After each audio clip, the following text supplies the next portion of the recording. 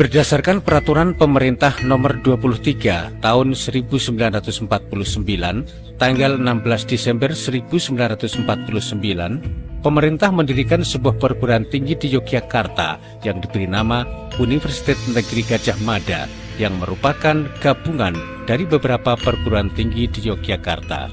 Inilah yang merupakan cikal bakal berdirinya Universitas Gadjah Mada. Namun Paduka Yang Mulia Presiden Soekarno baru meresmikan perguruan tinggi tersebut pada tanggal 19 Desember 1949.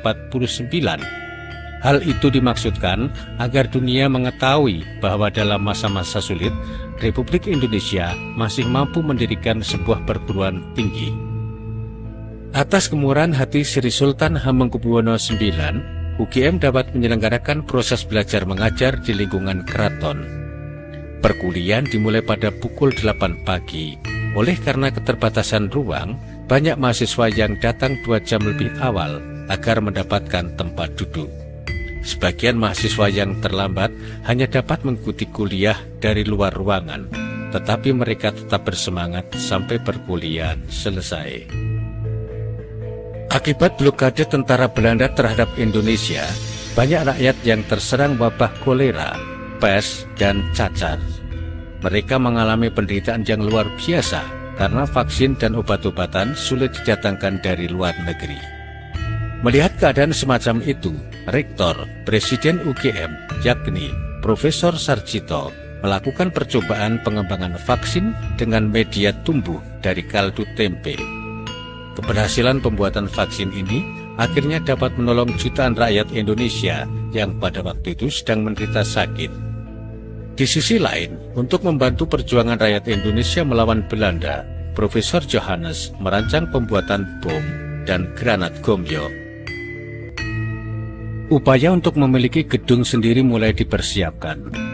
Pada awal tahun 1951, dilakukan pembelian tanah di Bulak Sumur, dan pada Dies Natalis UGM yang kedua, tanggal 19 Desember 1951, Paduka Yang Mulia Presiden Soekarno melakukan peletakan batu pertama sebagai tanda dimulainya pembangunan gedung-gedung UGM. Pada tahun 1959, semua gedung-gedung termasuk gedung pusat selesai dibangun. Keterlibatan mahasiswa UGM dalam pencerdasan kehidupan bangsa dimulai tahun 1951 dengan melibatkan ratusan mahasiswa dalam program PTM atau Pengerahan Tenaga Mahasiswa di bawah koordinasi mahasiswa bernama Kusnadi Harja Sumantri. Banyak mahasiswa UGM yang kemudian menjadi guru bantu di beberapa daerah di luar Jawa. Sekolah-sekolah lanjutan juga mulai didirikan di luar Jawa. Program PTM ini berakhir pada tahun 1961. Pada bulan Februari tahun 1959, mahasiswa UGM menyelenggarakan sebuah seminar penting tentang kembali ke UUD 1945. Dalam sambutan tertulisnya, Paduka Yang Mulia Presiden Soekarno menekankan pentingnya ilmu yang harus diamalkan. Pada tahun 1963, mahasiswa UGM berhasil membuat roket pertama di Indonesia. Percobaan peluncuran roket dilakukan di Pantai Parangtritis dan berhasil meluncurkan pada ketinggian 20 km. Penganugerahan gelar Dr. Honoris Causa pertama oleh UGM diberikan kepada Presiden Soekarno pada tahun 1951. Kemudian disusul pemberian Dr. Honoris Causa kepada Wakil Presiden Muhammad Hatta dan Ki Hajar Dewantoro pada tahun 1956. Penganugerahan yang sama juga diberikan kepada Raja Thailand Bhumibol Adulyadej pada tahun 1960, Kepala Negara Kamboja Norodom Sihanouk tahun 1964, dan kepada Presiden Filipina Diosdado Macapagal pada tahun 1964. Dengan pemberian gelar Dr. Honoris Causa, sebenarnya UGM telah ikut ambil bagian dalam rintisan persahabatan negara-negara di ASEAN. Pengaliran mata air telah dirintis Bupati Sleman sejak tahun 1950, namun belum berhasil.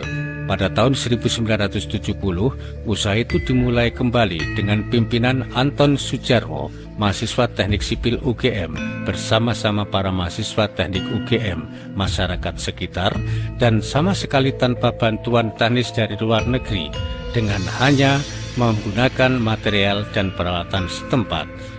Metode tradisional ini berhasil, sedang beberapa mata air yang dibangun dengan teknologi mutakhir banyak yang rusak karena sifat eruptif Merapi. Prinsip dan cara kerja tersebut berhasil dan sering dikunjungi badan-badan internasional. Komitmen UGM untuk ikut melestarikan dan memajukan kebudayaan salah satunya diwujudkan dalam bentuk pagelaran wayang kulit 3 bahasa oleh Dalang Dr. Andes Wisnuwardana.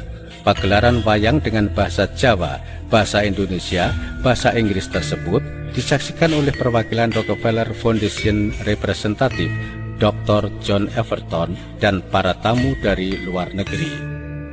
Pada tahun 1978, 4 anggota Menwa UGM bergabung menjadi anggota Kontindu Garuda 8 dan dikirim ke Egypt, Mesir sebagai pasukan perdamaian internasional.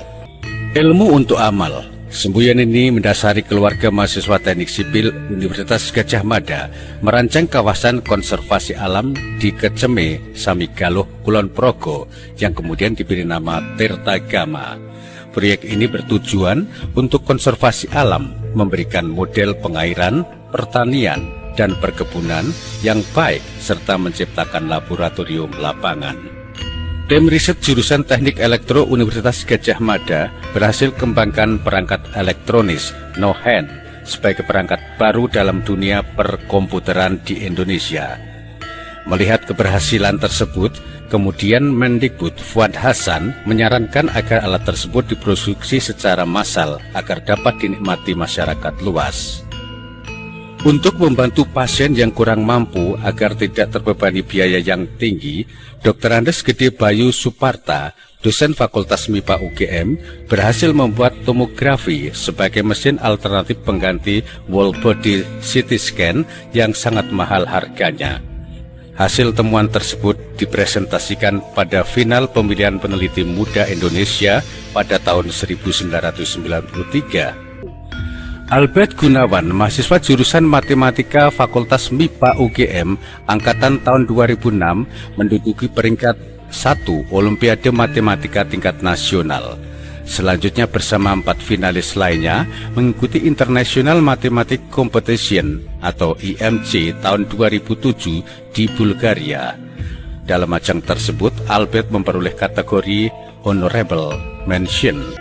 Tim Srikandi UGM yang terdiri dari Dian Insani Ambarwati Akuntansi, Nelva Tias Pitaloka Manajemen, Ayudyah Andari Teknik Industri, Radiani Nurwitasari Akuntansi, Ganesh Nugraheni Purnamawati dari Psikologi, berhasil memenangkan kompetisi game strategis bisnis tingkat nasional pada tahun 2007.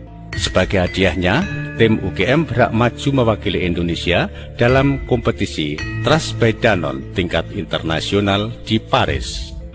ASEAN Youth Camp tahun 2008 terasa istimewa karena wakil Indonesia seluruhnya dari UGM. Tim ini terdiri dari Gading Nendra Paksi dan Arya Satyani dari Visipol, Devita Harya dari Fakultas Ekonomi dan Bisnis, Yuni Krisnaningrum Albirta, dan Melisa Putri dari Fakultas Ilmu Budaya.